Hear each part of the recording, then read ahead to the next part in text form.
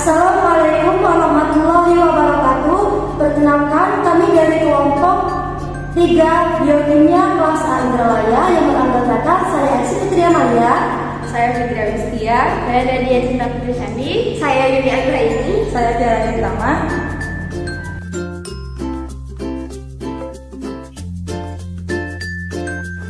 Judul proyek kita kali ini yaitu katabolisme asam amino.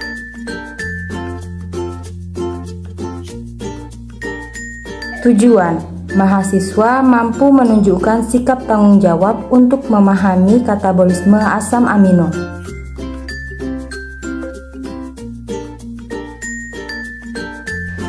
Materi singkat.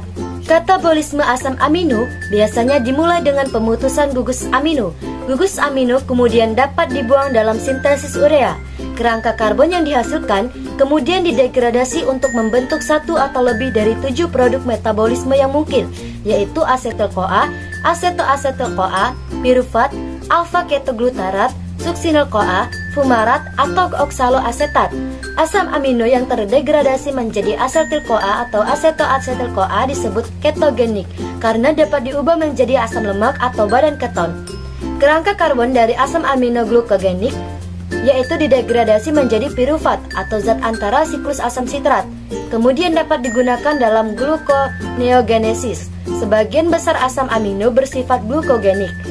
Degradasi 20 asam amino yang ditemukan dalam protein gugus alfa amino dihilangkan pada awal jalur katabolik. Kerangka karbon diubah menjadi zat antara metabolisme umum.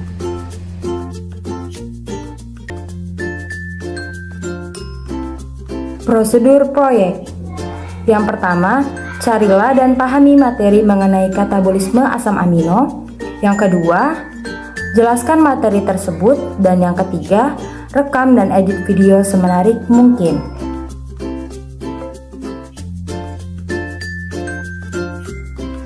Sampel atau objek yang digunakan: telur, tahu, tempe. Telur ayam banyak mengandung berbagai jenis protein berkualitas tinggi, termasuk mengandung semua jenis asam amino esensial bagi kebutuhan manusia.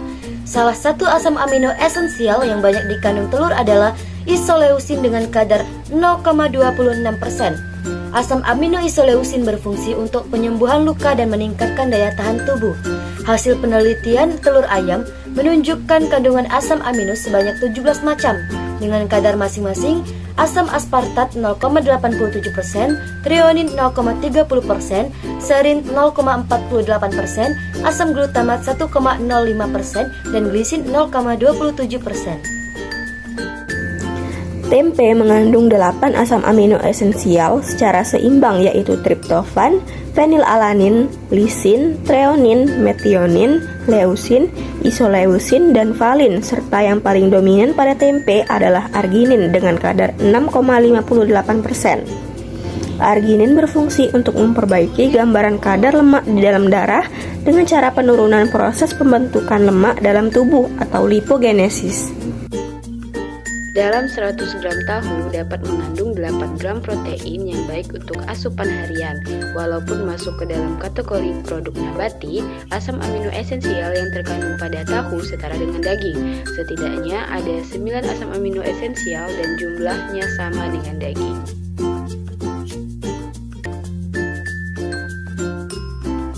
Pemutusan gugus alfa amino dari asam amino melibatkan 2 jenis reaksi biokimia, yaitu transminasi dan deaminasi oksidatif. Karena reaksi ini reversibel, gugus amino dengan mudah digeser dari asam amino yang melimpah dan digunakan untuk mensintesis asam amino yang langka. Langkah pertama dalam katabolisme sebagian besar asam L-amino setelah mencapai hati adalah penghilangan gugus alfa amino yang dipromosikan oleh enzim yang disebut aminotransferase atau transaminase. Dalam reaksi transaminasi ini, gugus alfa amino ditransfer ke atom alfa karbon dari alfa ketoglutarat meninggalkan analog asam alfa keto yang sesuai dari asam amino. Tidak ada deaminasi bersih atau kehilangan gugus amino dalam reaksi ini, karena alpha-ketoglutarat menjadi aminasi saat asam alpha-amino mengalami deaminasi. Efek dari reaksi transaminasi ini adalah untuk mengumpulkan gugus amino dari berbagai asam amino dalam bentuk L-glutamat. Glutamat kemudian berfungsi sebagai donor gugus amino untuk jalur biosintetik atau untuk jalur ekskresi yang mengarah pada eliminasi produk limbah nitrogen. Transaminasi yang dikatalisis oleh enzim. Dalam banyak reaksi aminotransferase, alpha-ketoglutarat adalah akseptor gugus amino. Semua aminotransferase memiliki gugus prostetik yang sama dan mekanisme reaksi yang sama. Aminotransferase adalah contoh klasik dari enzim yang mengkatalisis reaksi pingpong bimolekuler, di mana substrat pertama bereaksi dan produk harus meninggalkan sisi aktif sebelum substrat kedua dapat mengikat. Dengan demikian, asam amino yang masuk berikatan dengan sisi aktif, menyumbangkan gugus aminonya ke piridoksal fosfat dan keluar dalam bentuk asam alpha-keto. Asam alpha-keto yang masuk kemudian mengikat menerima gugus amino dari piridoksamin fosfat dan keluar dalam bentuk asam amino. Seperti yang telah dijelaskan bahwa gugus amino dari banyak asam alpha-amino dikumpulkan di hati dalam bentuk gugus amino molekul L-glutamat. Gugus amino ini selanjutnya harus dikeluarkan dari glutamat untuk mempersiapkannya untuk ekskresi. Dalam hepatosit, glutamat diangkut dari sitosol ke mitokondria, di mana glutamat mengalami deaminasi oksidatif yang dikatalisis oleh L-glutamat dehidrogenase. Pada mamalia, enzim dalam matriks mitokondria ini adalah satu-satunya enzim yang dapat menggunakan NAD+ atau NADP+ sebagai akseptor ekuivalen pereduksi. Aksi gabungan dari aminotransferase dan glutamat dehidrogenase ini disebut sebagai transdeaminasi. Beberapa asam amino melewati jalur transdeaminasi dan mengalami deaminasi oksidatif langsung.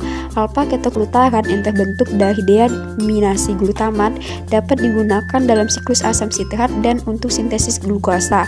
Nasib NH4+ yang dihasilkan oleh salah satu proses deaminasi pada kebanyakan hewan, sebagian besar amonia bebas diubah menjadi senyawa non-toksik sebelum diekspor dari jaringan ekstrahepatik ke dalam darah dan diangkut ke hati atau ginjal.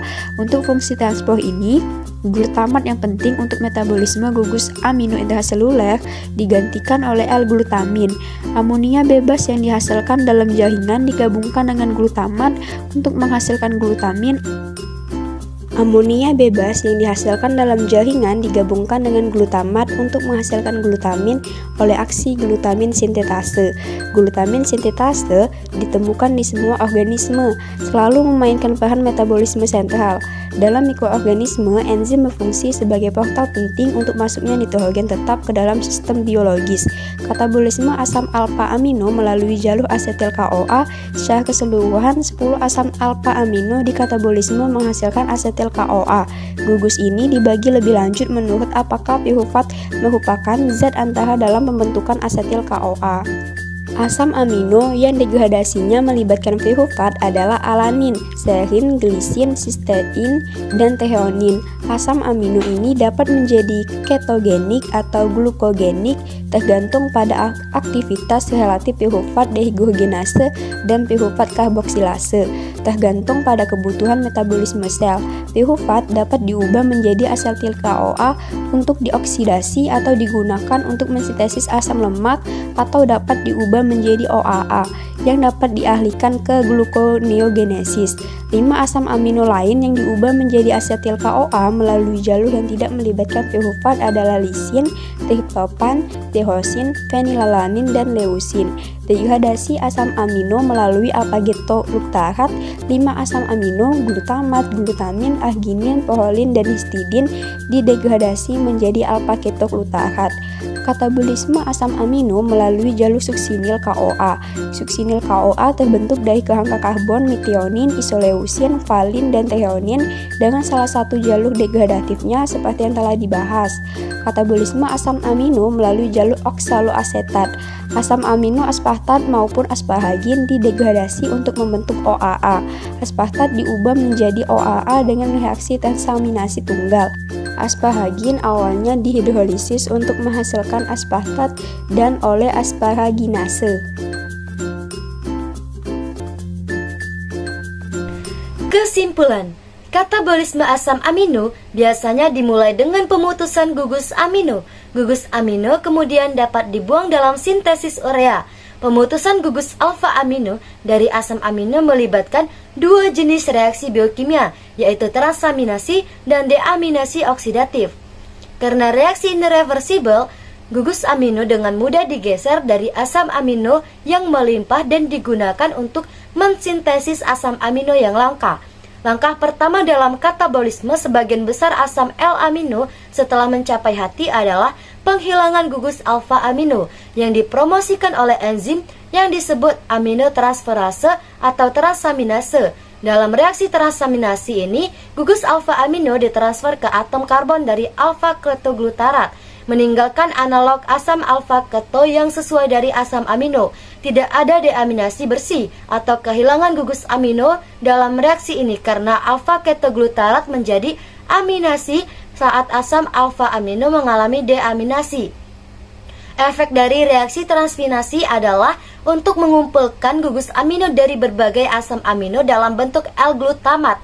Glutamat kemudian berfungsi sebagai donor gugus amino untuk jalur biosintetik atau untuk jalur ekskresi yang mengarah pada eliminasi produk limbah nitrogen, transaminasi yang dikatalisis oleh enzim.